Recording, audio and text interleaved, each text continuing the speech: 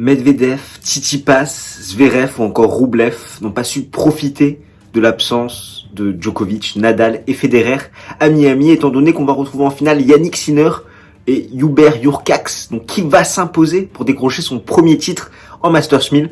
Pronostic et analyse, c'est parti, let's go! Tu es nouveau sur cette chaîne? Pour ne rien manquer de l'actualité tennis, abonne-toi et active les notifications en cliquant sur la petite cloche. Le contenu te plaît? Fais-le nous savoir en mettant un pouce bleu. De plus, si tu souhaites prolonger l'échange, tu peux nous suivre sur tous nos réseaux sociaux et rejoindre notre Discord. Cette finale est inédite et exceptionnelle. Depuis la création de l'ATP Tour, il s'agit seulement de la 31e fois que deux joueurs en dehors du top 10 vont s'affronter en finale d'un Masters 1000. Et si on va plus loin, c'est la 4e fois qu'en finale d'un Masters 1000, on va retrouver deux joueurs en dehors du top 30. Depuis 2005, c'est la 4e finale qu'il y a à Miami, sans Federer, Nadal et Djokovic. Il y a eu 2010, Roddick Berdych, 2013, Murray Ferrer, 2018, Zverev Isner, et enfin 2021, Hurkacz contre Sinner. On commence tout de suite par Yannick Sinner qui pour se hisser en finale est venu à bout de Gaston, Khachanov, Roussoufouri, Bublik et Bautista Agut. Il a concédé 2 sets, un contre le Russe Khachanov et un contre l'Espagnol Bautista Agut. Il a passé en tout 9h20 sur les cours. À 19 ans, l'Italien ne cesse de nous impressionner. Rends-toi bien compte, il lui aura fallu seulement 3 participations en Masters 1000 pour atteindre sa première finale dans cette catégorie de tournoi. Et si on fait un peu d'histoire et qu'on s'intéresse aux plus jeunes joueurs qui ont rallié la finale de Miami, on retrouve Agassi en 1990, Nadal en 2005 et Novak Djokovic en 2007.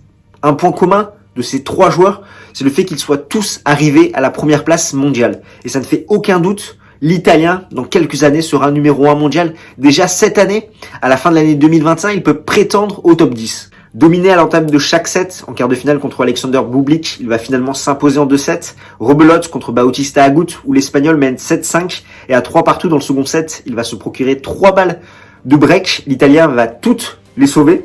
Et dans le 3e set, l'Espagnol va mener 3-1-1 avant de totalement s'écrouler et de ne marquer plus qu'un seul jeu dans la rencontre. L'Italien fait preuve d'un sacré talent, il a un énorme mental et surtout par rapport à ses rivaux du même âge ou à d'autres joueurs de la Next Gen qu'on a pu voir éclore il y a quelques années, les Zverev, les Tsitsipas et consorts, c'est qu'il a une intelligence tennistique qui lui permet vraiment de s'adapter à son adversaire, de faire des choix judicieux pour contrecarrer les plans adverses. Au niveau du style de jeu, il est très solide des deux côtés, bien évidemment. Il a un meilleur revers que coup droit, avec cette balle qui tourne énormément, ce revers lifté qui fait très mal. Il peut progresser encore un petit peu au filet, mais bon, il a tout le temps devant lui. Pour renverser Bautista Agut, il s'est montré très créatif et il n'a pas hésité à faire le jeu. Certes, 53 fautes directes, mais 36 coups gagnants contre l'Espagnol, alors que Bautista Agut, c'est 12 coups gagnants pour 39 fautes directes. Lundi, il sera au pire 22e mondial et s'il s'impose, il grimpera à la 14e place mondiale. On passe à son adversaire, Hubert Hurkacz, qui pour se hisser en finale est venu à bout de Kudla, Shapovalov, Raonic, Tsitsipas et Rublev. Il a concédé 2 sets, un contre Raonic et un contre Tsitsipas et il a passé 9h22 sur les cours. Si on reprend le parcours du Polonais, finalement, à lui seul, il a réussi à éliminer tous les potentiels vainqueurs de Miami, des joueurs très dangereux, que ce soit Shapovalov, Raonic, Tsitsipas ou encore Rublev. Contre Raonic, il était mené d'un set à rien. Face à Tsitsipas, le grec menait 6-2, 2-0 avant de totalement dégoupiller. Et en demi-finale, contre Andrei Rublev, sans être exceptionnel, il a su le mieux s'adapter aux conditions venteuses, dignes de la qualité sonore de ma dernière vidéo. En effet, le Russe a montré ses lacunes actuelles étant donné qu'il n'a pas de plan B. Si son plan A ne fonctionne pas, il ne sait pas quoi faire. Hurkacz n'avait jamais fait mieux qu'un quart de finale en Masters 1000, c'était à Indian Wells en 2019. Au niveau de son style de jeu, on peut le comparer à un Thomas Berdych ou à un Robin Söderling, un joueur qui frappe très à plat des deux côtés, plutôt solide en coup droit, en revers, qui sert également très bien et qui est assez mobile pour sa taille 1m96. Très à l'aise en Floride, je rappelle qu'il s'était imposé en début d'année à Delray Beach, il est sur une série de 9 victoires consécutives et il a l'habitude de s'entraîner là-bas et ça se sent. Les conditions sont particulières à Miami avec un fort taux d'humidité. Lundi, il sera au pire 25e et 16e s'il s'impose à Miami.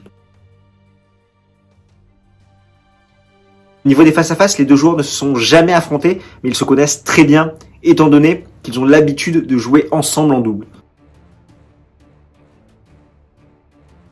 Comme d'habitude, je vais t'afficher les statistiques détaillées. Jurkacz est très à l'aise sur son service et notamment sa première balle. 77% de réussite derrière. Il peine sur ses secondes et il peine aussi à concrétiser ses occasions à la relance. Sinner est très solide sur ses engagements et sait saisir ses opportunités. Au niveau des clés tactiques, je pense que la nervosité va être un paramètre important à surveiller. Lequel des deux joueurs va être le plus stressé? Est-ce que ça sera Jannik Sinner à 19 ans qui va être pris un petit peu par la pression de l'événement, ou Hubert Jurkacz qui peut-être se dira qu'il n'aura pas l'opportunité de jouer d'autres grandes finales comme celle-ci? Au niveau du jeu, Jurkacz va devoir sécuriser ses engagements, passer un maximum de premières balles pour emmener son adversaire sur des fins de set, sur des tie-breaks où là il pourra peut-être prendre l'avantage en profitant de la nervosité adverse. Et concernant Jannik Sinner, il va devoir se montrer très solide dans le jeu, tenir sa ligne de fond en coup droit, en revers, faire mal à son adversaire, se montrer inventif, créatif comme il l'a fait contre Bautista Agut pour faire déjouer Jurkacz en variant énormément, ne pas hésiter également à monter au filet. Au niveau du pronostic, c'est pas facile. Jurkacz peut être très en confiance étant donné qu'il a éliminé d'excellents joueurs. Et à l'inverse, Jannik Sinner, certes, son parcours a été moins compliqué, mais à chaque fois, il a su trouver les ressources mentales pour inverser la tendance d'un match. Et c'est pour ça que je vais aller vers la jeunesse.